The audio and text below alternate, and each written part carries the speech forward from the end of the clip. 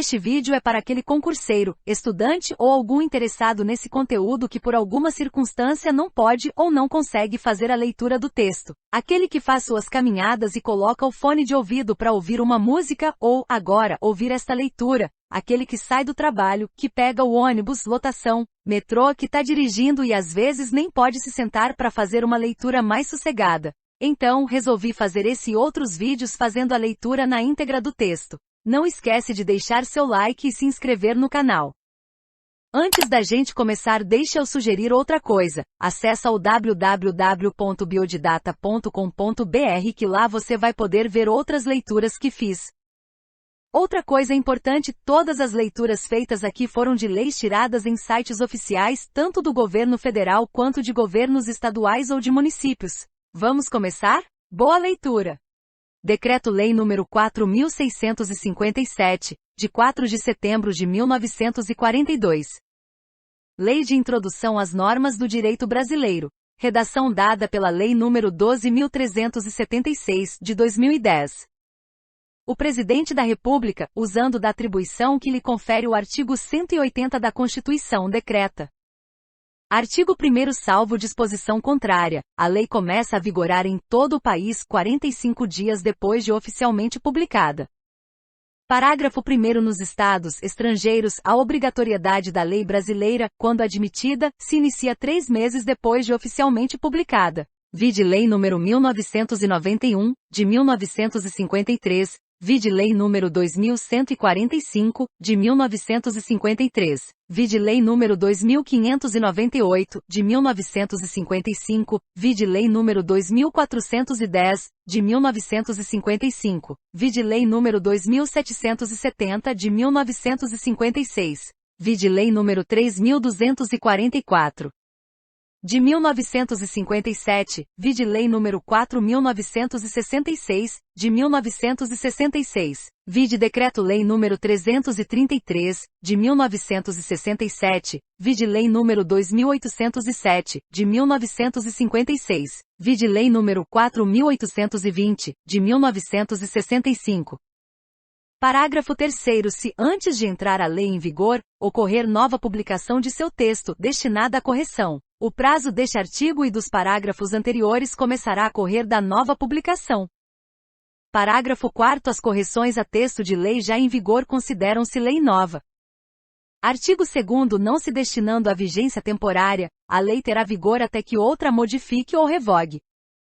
Parágrafo 1º, a lei posterior revoga a anterior quando expressamente o declare, quando seja com ela incompatível, ou quando regule inteiramente a matéria de que tratava a lei anterior.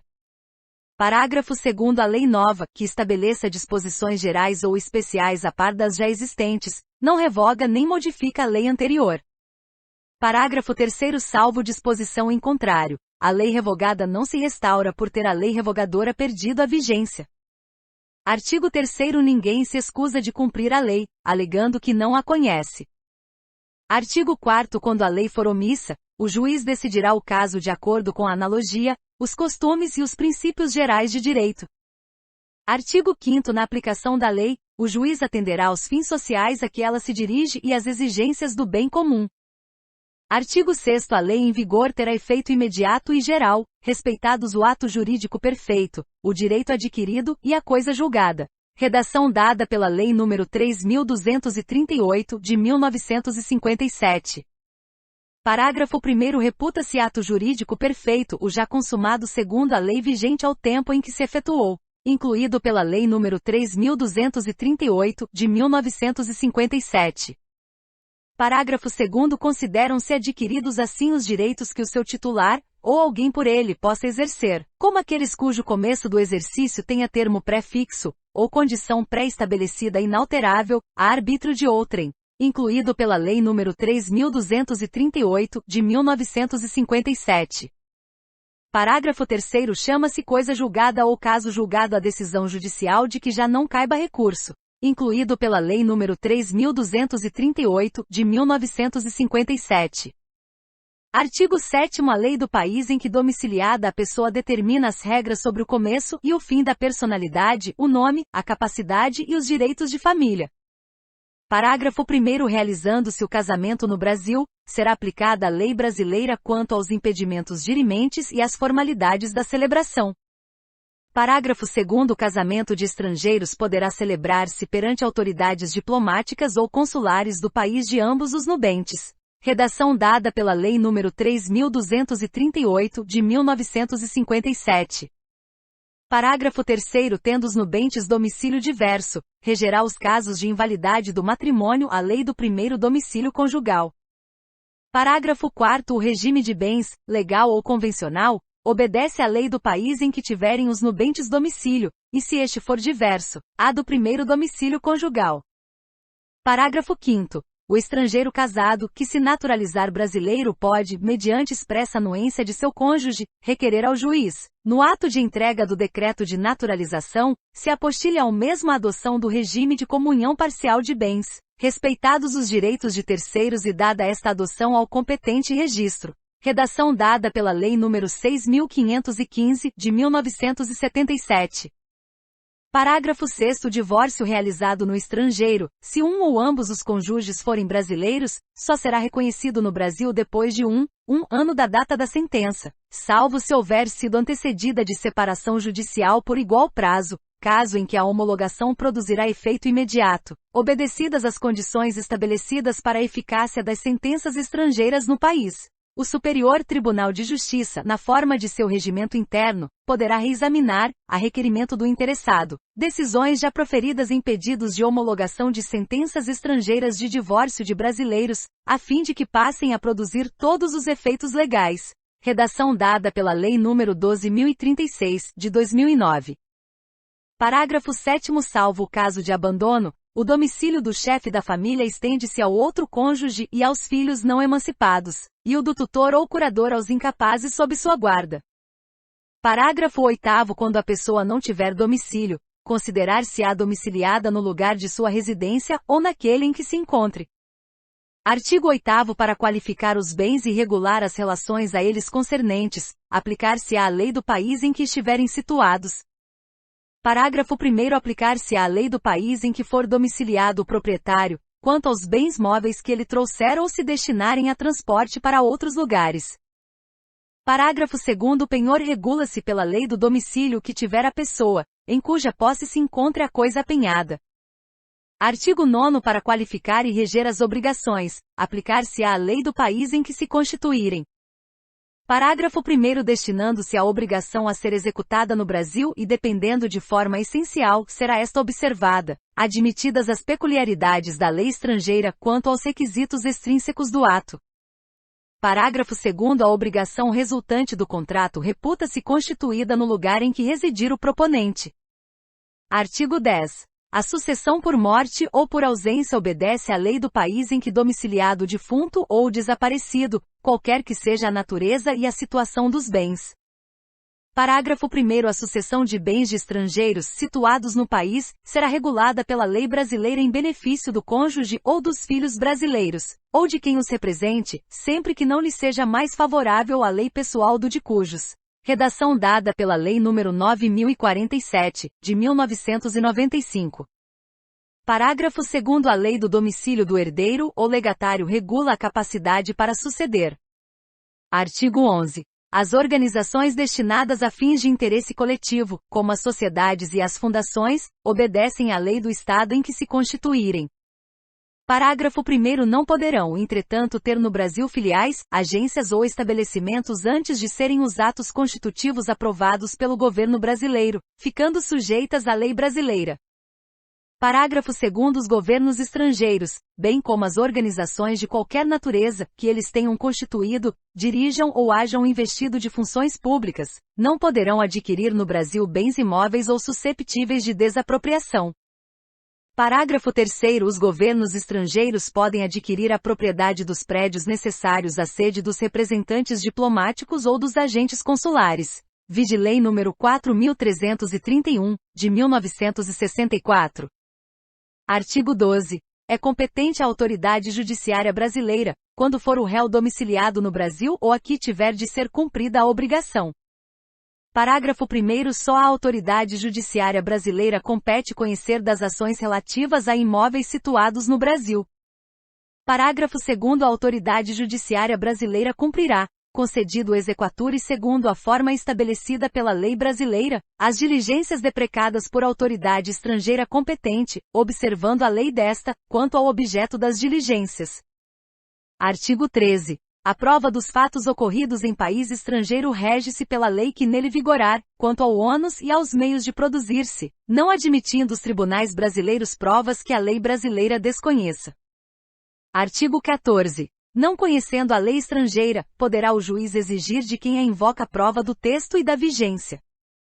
Artigo 15. Será executada no Brasil a sentença proferida no estrangeiro, que reúna os seguintes requisitos: a. Haver sido proferida por juiz competente.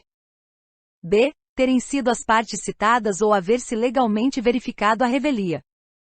C. Ter passado em julgado e estar revestida das formalidades necessárias para a execução no lugar em que foi proferida. D. Estar traduzida por intérprete autorizado. E ter sido homologada pelo Supremo Tribunal Federal. Vide artigo 105 e 1 da Constituição Federal. Artigo 16. Quando, nos termos dos artigos precedentes, se houver de aplicar a lei estrangeira, ter-se-á em vista a disposição desta, sem considerar-se qualquer remissão por ela feita a outra lei. Artigo 17. As leis, atos e sentenças de outro país, bem como quaisquer declarações de vontade, não terão eficácia no Brasil, quando ofenderem a soberania nacional, a ordem pública e os bons costumes.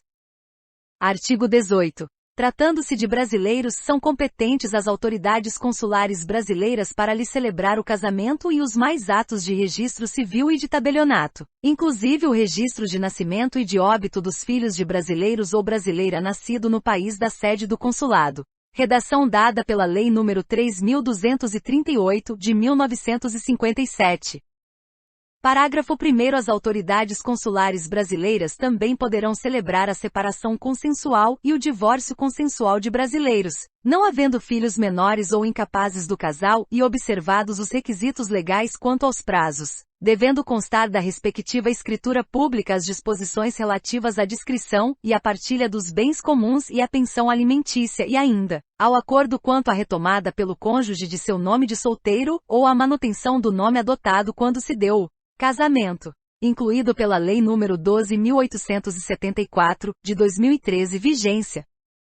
Parágrafo 2º. É indispensável a assistência de advogado, devidamente constituído, que se dará mediante a subscrição de petição, juntamente com ambas as partes, ou com apenas uma delas caso a outra constitua advogado próprio, não se fazendo necessário que a assinatura do advogado conste da escritura pública, incluído pela Lei nº 12.874, de 2013 vigência. Artigo 19. Reputam-se válidos todos os atos indicados no artigo anterior e celebrados pelos cônsules brasileiros na vigência do Decreto-Lei nº 4.657, de 4 de setembro de 1942, desde que satisfaçam todos os requisitos legais, incluído pela Lei nº 3.238, de 1957. Parágrafo único. No caso em que a celebração desses atos tiver sido recusada pelas autoridades consulares, com fundamento no artigo 18 do mesmo Decreto-Lei, ao interessado é facultado renovar o pedido dentro em 90 dias contados da data da publicação desta lei, incluído pela Lei nº 3.238, de 1957. Artigo 20. Nas esferas administrativa, controladora e judicial, não se decidirá com base em valores jurídicos abstratos sem que sejam consideradas as consequências práticas da decisão, incluído pela Lei nº 13.655, de 2018, regulamento. Parágrafo único. A motivação demonstrará a necessidade e a adequação da medida imposta, ou da invalidação de ato, contrato, ajuste, processo ou norma administrativa, inclusive em face das possíveis alternativas, incluído pela Lei nº 13.655, de 2018. Artigo 21. A decisão que nas esferas administrativa, controladora ou judicial, decretar a invalidação de ato, contrato, ajuste, processo ou norma administrativa deverá indicar de modo expresso suas consequências jurídicas e administrativas, incluído pela Lei nº 13.655, de 2018, Regulamento. Parágrafo único. A decisão a que se refere o caput deste artigo deverá, quando for o caso, indicar as condições para que a regularização ocorra de modo proporcional e equânime e sem prejuízo aos interesses gerais, não se podendo impor aos sujeitos atingidos ônus ou perdas que, em função das peculiaridades do caso, sejam anormais ou excessivos. Incluído pela Lei nº 13.655, de 2018. Artigo 22. Na interpretação de normas sobre gestão pública, serão considerados os obstáculos e as dificuldades reais do gestor e as exigências das políticas públicas a seu cargo, sem prejuízo dos direitos dos administrados. Regulamento. Parágrafo 1º. Em decisão sobre regularidade de conduta ou validade de ato, contrato, ajuste, processo ou norma administrativa, serão consideradas as circunstâncias práticas que houverem imposto, limitado ou condicionado a ação do agente. Incluído pela Lei nº 13.655, de 2018. Parágrafo 2º. Na aplicação de sanções, serão consideradas a natureza e a gravidade da infração cometida, os danos que dela provierem para a administração pública, as circunstâncias agravantes ou atenuantes e os antecedentes do agente. Incluído pela Lei nº 13.655, de 2018. Parágrafo 3º. As sanções aplicadas ao agente serão levadas em conta na dosimetria das demais sanções de mesma natureza e relativas ao mesmo fato, incluído pela Lei nº 13.655, de 2018. Artigo 23. A decisão administrativa, controladora ou judicial que estabelecer interpretação ou orientação nova sobre norma de conteúdo indeterminado, impondo novo dever ou novo condicionamento de direito, deverá prever regime de transição quando indispensável para que o novo dever ou condicionamento de direito seja cumprido de modo proporcional, equânime e eficiente sem prejuízo aos interesses gerais. Regulamento. Parágrafo único. Vetado. Incluído pela Lei nº 13.655, de 2018. Artigo 24. A revisão nas esferas administrativa, controladora ou judicial, quanto à validade de ato, contrato, ajuste, processo ou norma administrativa cuja produção já se houver completado levará em conta as orientações gerais da época, sendo vedado que, com base em mudança posterior de orientação geral, se declarem inválidas situações plenamente constituídas. Incluído pela Lei nº 13.655, de 2018, Regulamento. Parágrafo único. Consideram-se orientações gerais as interpretações e especificações contidas em atos públicos de caráter geral ou em jurisprudência judicial ou administrativa majoritária, e ainda as adotadas por prática administrativa reiterada e de amplo conhecimento público, incluído pela Lei nº 13.655, de 2018. Artigo 25. Vetado. Incluído pela Lei nº 13.655, de 2018. Artigo 26. Para eliminar irregularidade, incerteza jurídica ou situação contenciosa na aplicação do direito público, inclusive no caso de expedição de licença, a autoridade administrativa poderá, após oitiva do órgão jurídico e, quando for o caso, após realização de consulta pública, e presentes razões de relevante interesse geral, celebrar compromisso com os interessados, observada a legislação aplicável, o qual só produzirá efeitos a partir de sua publicação oficial. Incluído pela Lei nº 13.655, de 2018, Regulamento. Parágrafo 1º. O compromisso referido no caput deste artigo, incluído pela Lei nº 13.655, de 2018. 1. Buscará solução jurídica proporcional, equânime, eficiente e compatível com os interesses gerais, incluído pela Lei nº 13.655, de 2018. 2. Vetado, incluído pela Lei nº 13.655, de 2018. 3. Não poderá conferir desoneração permanente de dever ou condicionamento de direito reconhecidos por orientação geral, incluído pela Lei nº 13.655, de 2018. 4. Deverá prever com clareza as obrigações das partes, o prazo para seu cumprimento e as sanções aplicáveis em caso de descumprimento, incluído pela Lei nº 13.655, de 2018. Parágrafo 2º. Vetado. incluído pela Lei nº 13.655, de 2018. Artigo 27. A decisão do processo nas esferas administrativa, controladora ou judicial poderá impor compensação por benefícios indevidos ou prejuízos anormais ou injustos resultantes do processo ou da conduta dos envolvidos, incluído pela Lei nº 13.655, de 2018, Regulamento. Parágrafo 1º. A decisão sobre a compensação será motivada, ouvidas previamente as partes sobre seu cabimento, sua forma e, se for o caso, seu valor, incluído pela Lei nº 13.655, de 2018. Parágrafo 2º. Para prevenir ou regular a compensação, poderá ser celebrado compromisso processual entre os envolvidos, incluído pela Lei nº 13.655, de 2018. Artigo 28. O agente público responderá pessoalmente por suas decisões ou opiniões técnicas em caso de dolo ou erro grosseiro, incluído pela Lei nº 13.655, de 2018, Regulamento. Parágrafo 1º. Vetado, incluído pela Lei nº 13.655, de 2018. Parágrafo 2º. Vetado, incluído pela Lei nº 13.655, de 2018. Parágrafo 3º. Vetado, incluído pela Lei nº 13.655, de 2018. Artigo 29. Em qualquer órgão ou poder, a edição de atos normativos por autoridade administrativa, salvo os de mera organização interna, poderá ser precedida de consulta pública para manifestação de interessados, preferencialmente por meio eletrônico, a qual será considerada na decisão, incluído pela Lei nº 13.655, de 2018, vigência, regulamento. Parágrafo 1º. A convocação conterá a minuta do ato normativo e fixará o prazo e demais condições da consulta pública, observadas as normas legais e regulamentares específicas, se houver, incluído pela Lei nº 13.655, de 2018, vigência.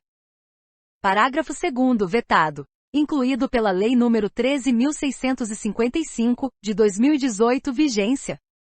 Artigo 30. As autoridades públicas devem atuar para aumentar a segurança jurídica na aplicação das normas, inclusive por meio de regulamentos, súmulas administrativas e respostas a consultas, incluído pela Lei nº 13.655, de 2018, Regulamento.